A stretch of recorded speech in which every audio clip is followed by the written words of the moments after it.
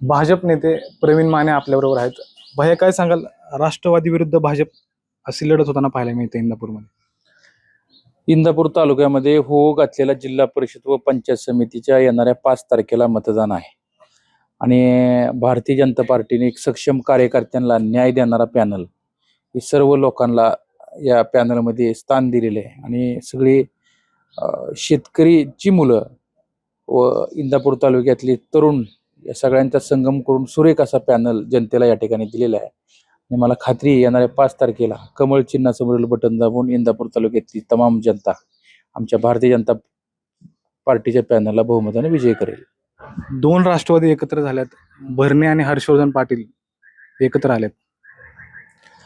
हा, तेच मुळात तर लोकांना ते आवडलेलं नाहीये. कारण की खऱ्या अर्थानं त्यांना असं वाटतं, ते असे बोलतानाही म्हणतात की बाबा आम्ही दोन्ही पक्ष एक झालेले आहेत, त्यामुळं आम्हाला प्रचाराचीच गरज नाही. ह्याचा अर्थ काय होतो की जनतेला ग्राह्य धरणं किंवा आपण म्हणतो एक ह्याच्यामध्ये की आपल्या तालुक्यामध्ये एक हुकुमशाही ज्या पद्धतीनं निर्माण होऊ शकते, त्याच्यामुळं आम्ही भारतीय जनता पार्टीच्या वतीने एक सुंदर असा जनतेसमोर एक सक्षम पर्याय दिलेला आहे. मला खात्री आहे भारतीय जनता पार्टीच्या पॅनलला बहुमताने या परिसरातली लोक निवडून देतील. विकासासाठी आम्ही दोघं एकत्रित आलो असं म्हणतात. आता आता ते त्यांची ती भूमिका असू शकते, परंतु खऱ्या अर्थानं या देशामध्ये आदरणीय नरेंद्र मोदी साहेब आणि राज्यामध्ये देवेंद्रभाऊ फडणवीस साहेब हे राज्याचे मुख्यमंत्री आहेत.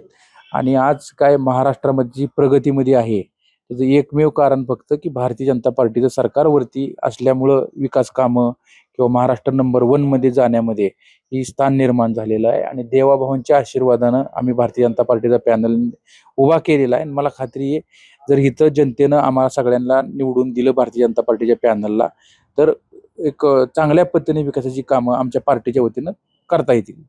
अंकिता पाटील असतील किंवा भरणेंचे चिरंजीवी असतील, निवडणुकीच्या रिंगणात उतरलेत. आता ते बघा, प्रत्येकाला निवडणुकीमध्ये सहभागी होण्याचा अधिकार आहे. आम्हाला काय कुणाबद्दल काय हे करायचं नाहीये. परंतु आम्ही तिथं आमच्या पद्धतीनं इंदापूर तालुक्यामध्ये भारतीय जनता पार्टीच्या वतीनं एक एक सगळ्यांना जाती धर्मांना बरोबर घेऊन आम्ही एक सक्षम पॅनल उभा केलेला आहे. आणि येणाऱ्या काळामध्ये या पॅनलला बहुमतानं या ठिकाणी इंदापूर तालुक्यातली जनता निवडून देईल. कार्यकर्त्यांमध्ये नाराजी आहे, म्हणजे 100% कार्यकर्त्यांमध्ये नाही, मतदारांमध्ये नाराजी आहे.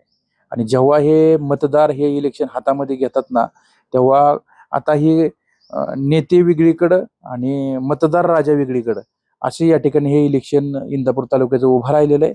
कमी भाषेत बोलायचं म्हणलं तर घराणेशाही विरुद्ध लोकशाही अशा पद्धतीचं हे येणारं इलेक्शन आहे. आणि येणाऱ्या 5 तारखेला जनता 100% त्याला उत्तर दिल्याशिवाय मला वाटत नाही राहणार नाही. मोठं आव्हान दिसतंय तुमच्या पुढं. उपमुख्यमंत्री अजित पवार, कृषी मंत्री दत्तात्रय भरणे आणि तुमच्याबरोबरच असणारे हर्षवर्धन पाटील. काही दिवसापूर्वी तुम्ही एकत्रित लढला, पण तेच वेगळे झालेत सध्या. कसं आव्हान असणार आहे? तसं आव्हान वगैरे काय म्हणता येणार नाही, कारण की आमचा जो भारतीय जनता पार्टीचा जो पॅनल आहे याच्यामधले जे उमेदवार आहेत ते आमचे सगळे उमेदवार तगडे आहेत. सगळे उमेदवार सर्वसामान्य लोकांना न्याय देणारे आहेत. आमच्याकडचे जे काही उमेदवार आहेत हे जिल्हा परिषदेच्या सभागृहामध्ये जाऊन गोरगरिबांची सेवा करणारे आहेत. जिल्हा परिषद ही सेवा करण्याचं साधन आहे.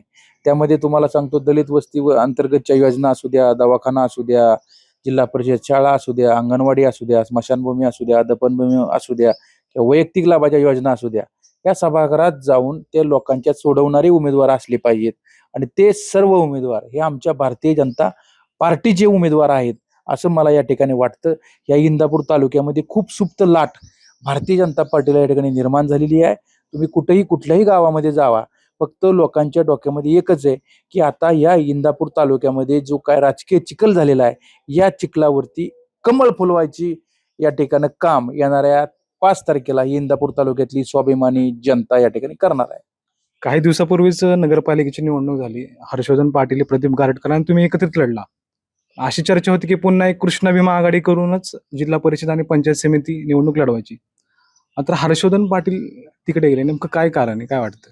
काय ती तर मी काय त्या बाबतीत काय सांगू इच्छित मी शकत नाही की कशामुळे तुमची गेले. चर्चा वगैरे काय झाली होती? चर्चा झाली होती आमची प्राथमिक, परंतु ते कशामुळे त्यांनी निर्णय तो घेतला तो आम्हाला काही सांगता येणार नाही.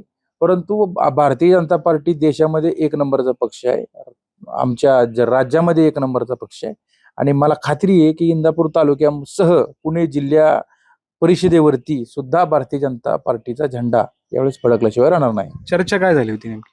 त्यांच्याबरोबर चर्चा अशी प्राथमिक झाली होती ती बाबा आघाडी करा, म्हणजे काय करायचं काय नाही, राजकीय आमची चर्चा झाली, पण त्याला प्रतिसाद त्यांनी काही दिला नाही.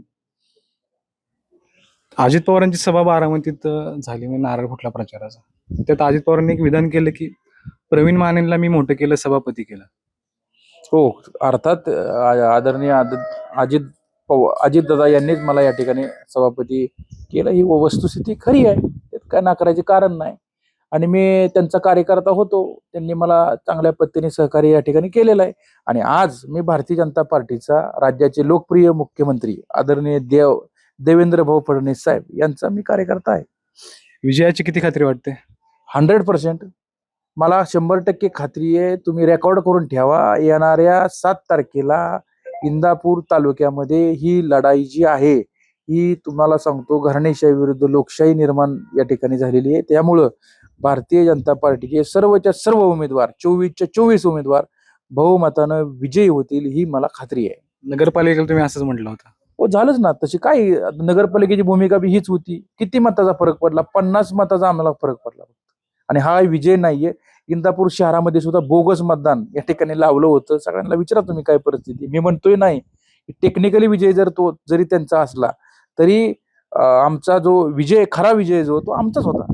बोगस मतदानावर आक्षेप घेतला होता. गारटकरांनी पण विधान केलं होतं की बोगस मतदान झालं म्हणून त्यांचा विजय झाला. आता हो. तुम्ही काय करणार आहात बोगस मतदानावर? या संदर्भामध्ये आता सुद्धा आम्ही आता सगळ्या जिल्हा परिषदेचे सर्व उमेदवार, पंचायत समितीचे उमेदवार यांना आम्ही काय याद्या तयार करून ठेवलेल्या आहेत प्रत्येक बूथ वाईज, आणि त्यांना सर्च करून सांगितलेलं आहे किंवा तुम्ही चेक करा. जर बोगस मतदान जर आढळलं तर ते अजिबात होऊन द्यायचं नाही.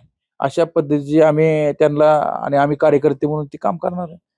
तुम्ही आता लोकांमध्ये फिरताय, नेमकं काय वाटतंय, काय जाणवतंय, काय प्रतिक्रिया येतात? मी तुम्हाला सांगितलं की इंदापूर तालुक्यामध्ये खूप मोठा स्फोट येणाऱ्या 5 तारखेला होणार आहे, की कारण की लोकांना हे इलेक्शन जनतेनं या ठिकाणी हातामध्ये घेतलेलं आहे. भारतीय जनता पार्टीवर लोकांचा खूप मोठा विश्वास आहे. या राज्यामध्ये अनेक चांगल्या योजना, आमच्या लाडकी बहीण योजना ह्या महाराष्ट्रामध्ये कुणी सुरू केली? तर आदरणीय देवाभाऊंनी ही योजना सुरू केली. प्रत्येक महिन्याला 1500 रुपये आमच्या महिला भगिनींच्या खात्यावरती सुरू राहतात. यासारखी अनेक योजना, अनेक गोरगरिबांना मदत, शेतकऱ्यांना मदत, युवकांना मदत करणारं सरकार कोणतं असेल तर देवाभाऊंचं सरकार या ठिकाणी आहे. आणि देवाभाऊंच्या या ठिकाणी पाठिंब्यामुळं आणि देवाभाऊंनी केलेल्या विकास कामामुळं ही जनता भारतीय जनता पार्टीच्या बाजूने उभं राहील, हा मला ठाम विश्वास आहे. आपल्याबरोबर हे भाजप नेते प्रवीण माने होते. येणाऱ्या जिल्हा परिषद आणि पंचायत समितीमध्ये भाजपच जिंकल असा दावा त्यांनी केला आहे. दीपक पडकर, मटा ऑनलाईन, इंदापूर.